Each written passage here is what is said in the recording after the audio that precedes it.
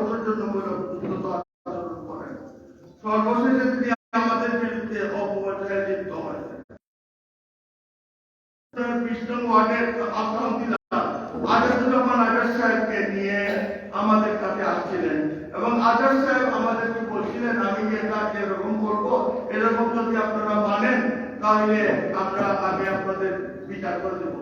আমরা 3 ভাই এক ভাইকে বলছি, আর কাউন্সিলর নাম জানি না আমি, ওনাকে এবং ছাত্রলীগের কয়েকজন ছেলে নাজমুল আর আরেকটা আমার নাম আরো কারো কাছে মনে নেই, ওনাদের নিয়ে এসেছেন। কিন্তু উনি বলতেছেন যে আজাদুর রহমান আজাদ বা ওই ছেলেদেরকে আমরা নিয়েছি। কিন্তু আজাদুর রহমান আজাদ কিন্তু উনার পক্ষে অনেকবার আমাদেরকে অনুরোধ করছিলেন ওনাকে একটা ক্ষতিপূরণ দেওয়ার জন্য। উনি যেহেতু রিপোর্টার, আপনারা যেহেতু ওনাকে দোকান দিবেন না, উনি অসামাজিক এটা আমরা রাখিয়েছি এবং উনি 5 লক্ষ টাকা দেওয়ার পরেও মিনিমাম 25 থেকে 30 লক্ষ টাকা ভাড়া উঠিয়ে নিয়েছেন এই দোকান থেকে। আমরা আজাদুর রহমান আজাদ আমাদের বলছিলেন 15 লক্ষ টাকা দেওয়ার জন্য, আমরা একবারই বলছি আমরা এক্ষুনি দিয়ে দেবো, ওনাকে নিয়ে আসেন আমরা দিয়ে দেবো। কিন্তু আমি জানি পরবর্তী কাজে বললেন যে উনি কোথায় এক কোথায় থাকেন না, আমিনুল ইসলাম নজরুল সাহেবের কথা বলছেন। কিন্তু এই সম্প্রতি আমিনুল ইসলাম নজরুল বসে একটি প্রেস কনফারেন্স করেন, না দেখে শুধু মুখে আমাদের বিরুদ্ধে মিথ্যাচার করে গেছেন। তিনি বলেছেন আমরা তার দোকানটা জবরদখল করেছি, কিন্তু প্রকৃত বিষয়ে আমরা ইতিমধ্যে আপনাদের সামনে তুলে ধরেছি যে চুক্তিবদ্ধ শর্ত ভঙ্গ করায় আমরা আমাদের করিমুল্লাহ গ্রুপ সিলেট, আসাম তথা কলকাতায় ব্যবসা বিস্তার করে আসছিল আমাদের পূর্বপুরুষ। আমাদের আরো এই প্রতিষ্ঠান ছাড়াও আরো অন্যান্য অনেক প্রতিষ্ঠান আছে, সকল প্রতিষ্ঠানই করিমুল্লাহ গ্রুপের আন্ডারে চলে। কিন্তু আমাদের সকল প্রতিষ্ঠানেরই সব মানপূর্ণ হয়েছে। আমাদের কাছে প্রবাস থেকে বিভিন্ন বন্ধু বান্ধব আত্মীয় স্বজন ফোন করে জানতে চান পুরো ঘটনা, কিন্তু আমরা সাংবাদিক সম্মেলনে এই ছোটখাটো ব্যাপার নিয়ে করার কথা ছিল না। কিন্তু আমিনুল ইসলাম নজরুলের এই অপপ্রচারের আমরা তীব্র নিন্দা জানাচ্ছি এবং সাংবাদিক সম্মেলনটা করছি এবং আপনাদের আসার জন্য আমরা ধন্যবাদ জানাচ্ছি। দোকানের ব্যবসায়ী 100 থেকে 200 দোকানের ব্যবসায়ী পাড়া বন্ধুমুক্ত কয়টা প্রবাসী, কিন্তু আমিনুল ইসলাম অন্যায় কর্মকাণ্ড করার আর আমরা তার প্রতিবাদ করার তিনি আমাদের বিরুদ্ধে উঠে পড়ে লেগেছেন, এমন মিথ্যাচার অপপ্রচার অপপ্রচার চালাচ্ছেন। এমন অবস্থা কেউ বিভ্রান্ত না হয়ে আমাদের কাছে এসে কাগজপত্র দেখে আমাদের বক্তব্য শুনে উক্ত নিউজগুলো প্রচার করার জন্য অনুরোধ জানাচ্ছি। কারণ একটা এই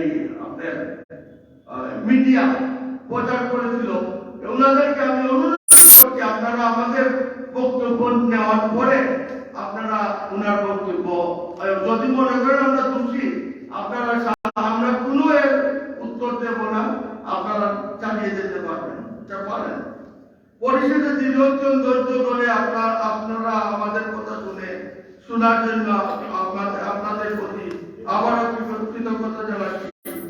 আপনাদের দীর্ঘায়ু সার্বিক উন্নতি কামনা করছি। ধন্যবাদ।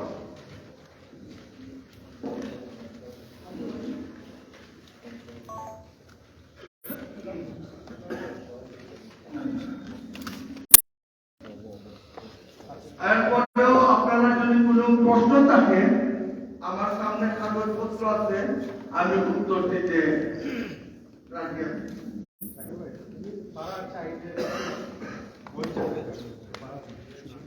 হ্যাঁ, আমরা 3 মাস একাধারে বাড়ানো দিলে আপনি কি করবেন? আপনার দোকান পাবেন না। উনি পরবর্তীতে আর দেন নাই, আমরা আইনানুগ ভাবে উকিল নোটিশ করি ওনাকে, উকিল নোটিশে উনি রিসিভ করেন নাই। আলাদা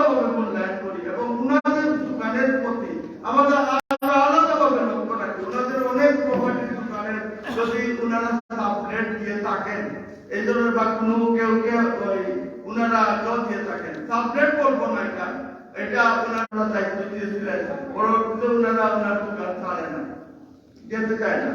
আমরা মধ্যস্থতা করে ওনাদেরকে সাহায্য করি। প্রবাসীদের প্রতি আমাদের আলাদা একটা ফিলিং ছিল, যেহেতু ওনারা দেশে নাই, সেজন্য আমরা এই কাজ করে দিলাম। শাকির ভাই, আপনি বললেন করে এই জায়গায় আপনারা জানেন মৌখিক নোটিশ করছেন, কিন্তু পুলিশে দিলেন না কেন, কোনো অভিযোগ করলেন না? অনেকবার পুলিশের রিপোর্টের ভিত্তিতেই তো আমরা ওনাকে যোগ করছি। আমরা তো ওইগুলা তো আমাদের ব্যাপার, আইনের ব্যাপার। পুলিশ আসছে, ওরা নিয়ে গেছে। কোনো মামলা টামলা হয়েছে নাকি এই ব্যাপারে? আমি জানি না, এটা আমাদের জানার ব্যাপার না। আমরা পরস্পর যে সময় শুনছি উনি উনার মাধ্যমে ব্যাগে তুলে এই মোবাইলগুলো বাংলাদেশে আসছে, সেহেতু আমরা ওনাকে ওয়ার্নিং দিয়েছি, পরবর্তীতে ওনাকে উচ্ছেদ করছি। মৌখিক বললেন কেন, লিখিত দিলেন না কেন? লিখিত দেই নাই এই জন্য, কারণ উনি তো বলবে প্রমাণ কি। আপনি যেরকম বললেন আমাকে প্রমাণ কি, আপনি মামলা করবেন। আমি তো আমার অন্যান্য ব্যবসায়ীদের কথা শুনে, আমি ওনাকে বা পুলিশের কাছ থেকে কথা শুনে যে আপনার মার্কেটে অমুক দোকানে ওই সময় নাম ছিল সন্তানের মোবাইল। আমার মনে হয় জানতে পারবেন আজ থেকে প্রায় 15 বছর আগে এই মোবাইলের যে ওনার কেয়ারটেকার ছিল, কি নাম ছিল ওনার? রফিক। মারা গেছে, যে মার্ডার হয়েছিল ফখরুল মার্ডার হয়েছিল, ওনার দোকানে কেয়ারটেকার ছিল। উনি কিসের বলে মানে এই মানে দাবি সাপ্তানা না, প্রথমে তো ওনার প্রতিনিধি ছেড়েই গেছে, ওইটা তো ওনার ব্যাপার। উনি এজন্য তো কোন কারণে যুদ্ধ করতে, উনি যেহেতু মোবাইল ব্যবসার গড়পাটা ছিলেন, হয়তো উনি ভাবতেছিলেন যুদ্ধ পদ্ধতি করে আমাদের কাছে দোকান রেখে দেবেন। উনি কিন্তু খুব সরল মনের মানুষ, মনে হয় দেখতে মনে হয় সরল মনের মানুষ, আসলে ওনার বিতর্ক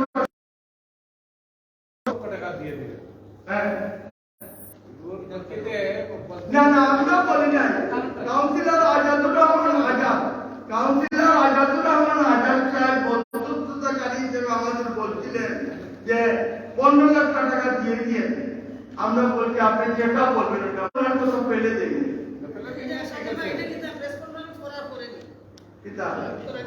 না না, আগে আমরা মানে পর্যন্ত 15 লক্ষ টাকা পর্যন্ত দিতা, এই 15 লক্ষ টাকা মানে কিতাব কি ইয়ে দিতা 5 লাখ টাকা জমা। না না, যেহেতু উনি উচ্ছেদ হয়ে গেছেন, যেহেতু ওনাকে আমরা, উনি আজাদ কমিশনার, আজাদ শুনেন 5 জন বিচারপতি, যদি বিচারী মানে বিচারী যে বক্তব্য দেবে, যে কথা বলবে ওইটা মানতে হয়। যেহেতু আমরা 3 ভাই বলে দিয়েছি যে আমরা আপনার কথা মানবো। ভাই, আপনার একটা কথা বলেছেন যে ছাত্রলীগের আইনত তো বাড়াটিয়া একজন কাউন্সিলরের যেটা বলছেন লাগে আপনারা মানে এখানে কিন্তু আসলে পাওয়ার এটা উনি পাওয়ার কোনো কথাও না, আমরা দেওয়ারও কথা না। কাউন্সিলর আজাদুর রহমান আজাদ সাহেবের সম্মানার্থে তারা কে আনছিল এবং কেউ লাগে তারা অনুরোধ করা থাকছিল একটা মধ্যস্থতা করা লাগে। আজাদুর রহমান আজাদ সাহেব হয়েছিল তার অনুরোধে, ও রাহাত প্রবাদা নজরুল সাহেব তার অনুরোধে আজাদুর রহমান আজাদ সাহেব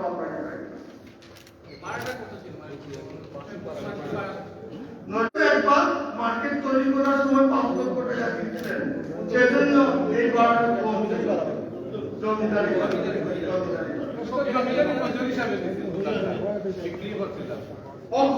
অগ্রিম ভাড়া আমরা নিচ্ছি মার্কেট তৈরি করার ফান্ডরাইজিংয়ের জন্য।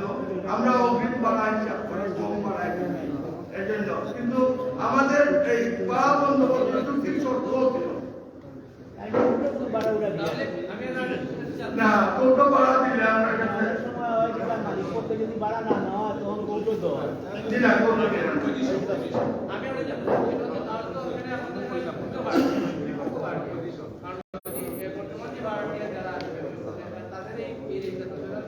আপনাদের বন্দোবস্ত দেওয়া হয়েছে তারা আপনার একটা বাড়ি আর যেটা ব্যবসা করতেছে এরা হচ্ছে আরেকটা বাড়ি প্রথম বাড়িতে যদি মানে টাকাটা কি দুশোই পাচ্ছেন না আপনারা বলবেন না আমাদের বুঝতে পারছেন না বর্তমান উনি যেহেতু যে সময় থেকে উনি উচ্ছেদ হয়ে গেছেন, উনি দোকান ছেড়ে চলে এরপর থেকে আমরা ভাড়া দিই বুঝলে আগে কিন্তু এটা না, ওই সময় উনি ভাড়া দিই আপনাদের শুধু জমিদার বাড়ি উনি ভাড়া জমিদারি ভাড়া আচ্ছা আপনারা কোনো রিসিট দিতে হ্যাঁ